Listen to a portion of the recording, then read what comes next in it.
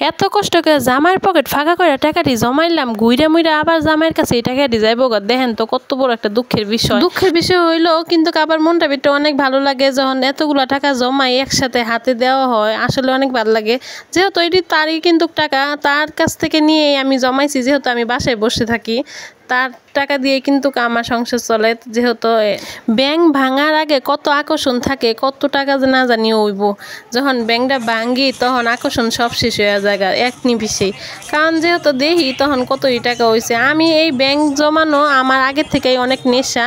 আগেও কতবার আমি ব্যাংক জমাইছি, ব্যাংকের ভিতরে এমন টাকা রাখছি। প্রতি মাসে দেখা যায় আমি কিছু না কিছু টাকা রাখতাম। আমার ছেলে হওয়ার আগে এরকম বেশি টাকা রাখতাম। বাচ্চা হওয়ার পরে আর ব্যাংকে এত টাকা টুকা রাখা হয় না, খুবই কম।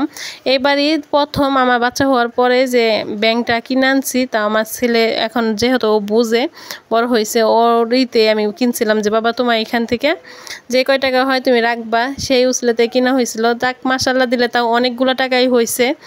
এটাই আর কি শুরু হয়েছে আমার ছেলেকে দিয়ে এই ব্যাংকটা আবার টাকা রাখা অনেক দিন পরে। কারণ আগে রাখতাম আমি, এখন অনেক বছর ধরে টাকা রাখি না। এই প্রথম আমার ছেলে হওয়ার পরে আর কি শুরু হইলো আবার ব্যাংকে টাকা রাখা। এবার ভাবছি যে একটা বড় ব্যাংক কিনে আনমু। এটা তো ভাঙছি, এগুলার টাকা তো কাজেই লাগিয়ে ফেলামু। এখন নতুন একটা বড় একটা ব্যাংক কিনমু, 1 বছরের নামে যেই কয় টাকা জমাইতে পারি। এটা একটা নেশা, আর আমার কাছে খুবই ভালো লাগে ব্যাংকে টাকা রাখাটা। কারণ অনেক সময় বিপদ আপদের সময় কথা কওয়া যায় না, হাতের কাছে অনেক সময় টাকা থাকলেও কিন্তু যতই টাকা থাকুক অনেক সময় পাওয়া যায় না।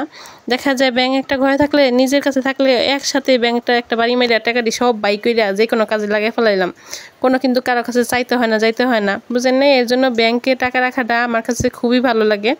ঘরের ভিতরে ব্যাংক থাকা সবার জন্য একটা ভালো, বিপদের সঙ্গী হয় ঘরেতে ব্যাংক থাকলে।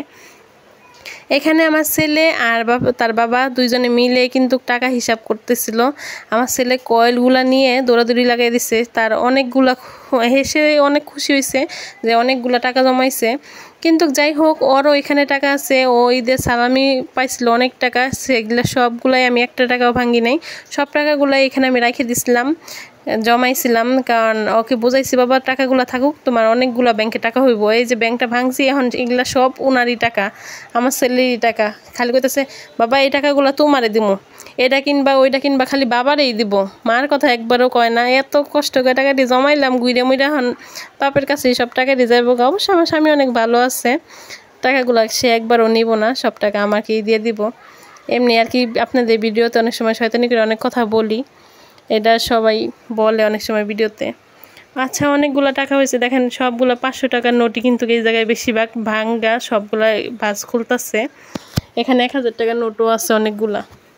ভাঁজ শেষ, এখন হিসাব করার পালা। দেখেন 500 টাকার নোট কতগুলা, সবগুলাই হিসাব করতেছে। সব নতুন টাকায় সব ভাঙ্গা ঢুকাইছে, দেখার কেমন টুন্ডা মুন্ডা হয়ে গেছে। এখানে 1000 টাকার নোট কয়টা জানি হয়েছিল, 1000 টাকার নোট কমই হয়েছিল, বেশিরভাগই আপনার 500 টাকার নোট হয়েছিল, আর 100 টাকার নোটই ছিল বেশি। যাই হোক, তাও আলহামদুলিল্লাহ অনেকগুলো টাকা হয়েছে। সবাই দোয়া করবেন পরবর্তীতে জানি আরও বেশি টাকা জমাইতে পারি। আল্লাহ হাফেজ। আমার ভিডিওটা